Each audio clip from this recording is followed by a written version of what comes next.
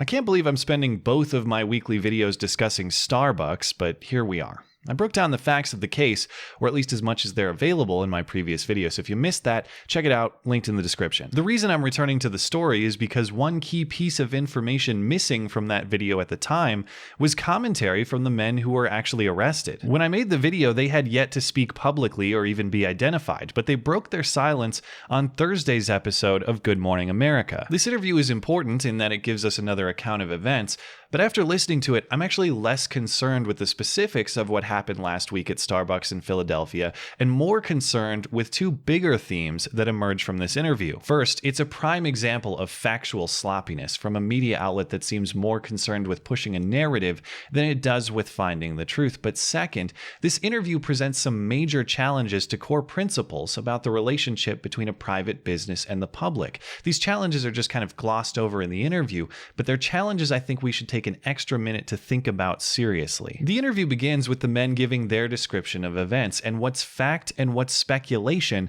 get muddled here, and I suspect that's no accident. Host Robin Roberts is trying to establish a timeline to figure out how much time passed between the men entering the store and the 911 call that eventually led to their arrests. Approximately 4:35, you arrive for a 4:45 business meeting. According to 911 accounts, a call was placed at 4:37, approximately 2 minutes after you arrived, to 911. What did you think when you saw police arrive, Dante? It can't be here for us. Notice how we go from approximate times to a very specific 2-minute timeline without any substantiation. We know the 911 call was at 4:37. That call is released and public now. But how do we know these men arrived at 4:35?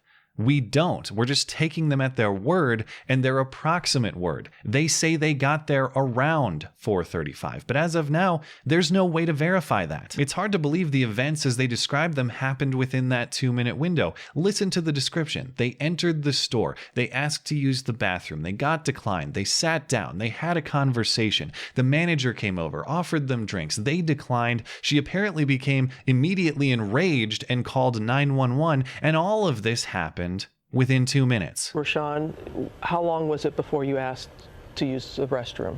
Immediately, as soon as I walked in. What happened next? We're at the table.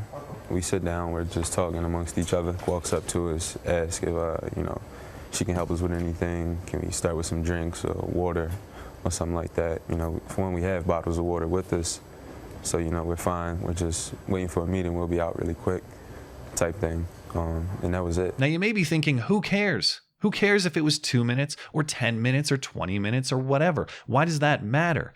It matters because 2 minutes is now part of the narrative. Listen to Robin Roberts and George Stephanopoulos after the interview. Who hasn't spent 2 minutes waiting in a Starbucks? 2 minutes, and I think when people hear that and the fact that he called the business person that they were going to meet at 4:45, they got there 10 minutes early. 2 minutes is a number you just manufactured. That's not a factual or verifiable number. And Stephanopoulos makes it sound like it was 2 minutes to arrest. No, it was 2 minutes until they were informed of store policy. Store policy they willfully disobeyed until police were called. Police arrived and had a polite and lengthy discussion with them, asking them to leave on their own accord before cuffing them as a matter of their own choice. Another point of muddled fact in this interview, these men claim they were not informed why they were being arrested. Did they tell you what you were being arrested for? No, not at the time. We wasn't read any rights, nothing. Just double lock, handcuffs behind our back, and escorted out and put into a squad car. Well, maybe the police didn't tell them the charge or the crime, but this exchange again overlooks the facts and distorts the narrative. It's not as though the police just showed up and arrested them. It's not as though the arrest itself was a surprise. Police gave them several minutes and multiple opportunities to buy something or leave the store in accordance with store policy, and they refused. They chose arrest. They did not have arrest forced upon them, per the police commissioner. 3 different occasions, the officers asked the males politely to leave the location because they were being asked to leave by employees because they were trespassing.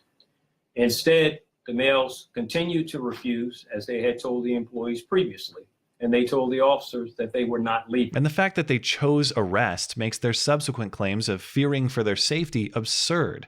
They spoke to that fear during this interview. I was just trying to, process the situation to myself at the time, because I'm thinking about my family that I have, my community. The men also told the AP that they feared for their lives during the arrest, one of them saying he wondered if he'd make it home alive. Quote, "Anytime I'm encountered by cops, I can honestly say it's a thought that runs through my mind.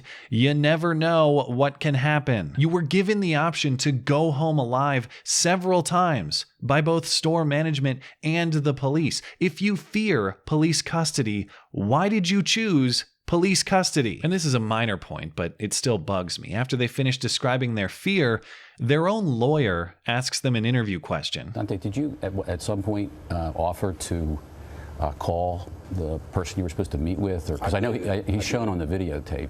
After the first time, you know, they walk over and they say you have to leave. I say, we're here for a meeting. And I get it, lawyer guy has to be there to stop them from saying something legally consequential. But allowing their own lawyer to ask them interview questions is a clear conflict of interest and only contributes to the fact that this isn't an objective, truth-seeking interview from an impartial news network. This is PR for a narrative. Still, at least we get one question that challenges these guys, albeit only slightly. And this is the portion of the interview that exposes some serious philosophical flaws in their thinking, but really only mentioned in passing. I think it's important to think critically about the implications of what they're saying. What do you say to some people who say rules are rules, that Starbucks has a policy, you violated that policy. The police asked you repeatedly to leave and you didn't. How do you respond to people who say that? What I say is I understand that. Rules are rules, but what's right is right and what's wrong is wrong. And that's in any situation, whether there's race involved or anything. That's not very clear, but let's figure out what he means. What's right is right and what's wrong is wrong. The only way you can arrive at the conclusion that the Starbucks manager's decision to ask you to leave was wrong is if you think you have a right to occupy Starbucks. You don't. It's private property. You are there at Starbucks' pleasure, not because you have a right to be. You can only be there if your presence is mutually agreed upon. You broke the rules, therefore Starbucks doesn't agree to your presence, therefore the right thing for you to do is to leave because you have no right to that property. Their lawyer continues. And Robin, I'm sorry, but what is that rule? Starbucks holds itself open as a place for people to meet. And to have public conversations. Those are words from their website. He asks the wrong question. It's not what is that rule, it's who sets that rule. Can Starbucks be open to anyone, paying or otherwise? Sure. Can they be open only to people who buy their product? Sure. Why? Because Starbucks sets that rule, not you, lawyer guy, and they can change it whenever they like, on a moment's notice, if they like. And just as a practical matter, even beyond the philosophy, any standard otherwise would be impossible. Starbucks must be open to anyone who'd like to have a discussion. Okay, well, must Starbucks be open to the KKK if the local Grand Wizards want to have a meeting there? If not, why not? And what if everyone takes advantage of this newfound responsibility for Starbucks? Come one, come all, crowd Starbucks with your meetings and don't buy a damn thing. How is that an effective business model? And why shouldn't Starbucks be the ones deciding what their most effective business model is? Maybe I'm overthinking. I'm sure in the long run this is going to be an inconsequential story. But I really do worry about the implications here, and a large segment of society that's on the side of these alleged victims. Their whole case rests upon thinking you have a right to someone else's goods or services. That is philosophically dubious, and it's a recipe for tyranny. That sounds dramatic, I know, and I don't think this one Starbucks case suddenly threatens free society, but the philosophy behind it and the implications could if they become more popular over time. Are we going to be a society that values free and voluntary transaction? The idea that you produce a good or a service and I come to you and say, hey, that looks nice, I'd like to trade you, and you agree and we reach a deal, or you decline and there is no deal? Or are we going to be a society that coerces transaction, where instead I come to you and say, hey, nice goods and services you got there, give me them, because I need them and what's right is right? I don't want that society. I want Starbucks setting Starbucks rules, not anybody else. And if you think those rules suck, well, that creates an opportunity for someone else to put Starbucks out of business through competition with a superior business model. So boycott Starbucks all you want. Go to other coffee shops all you want. If you want that right to refuse Starbucks, you ought to support Starbucks' right to refuse you. That's the way freedom works. Thanks as always for listening and for supporting this channel. Always appreciate that thoughtful discussion down below, and especially over on Twitter. That is at ML Christiansen. You're always welcome to coming out and chat in my live streams. Those are linked down in the description. Looking forward to it. Goodbye.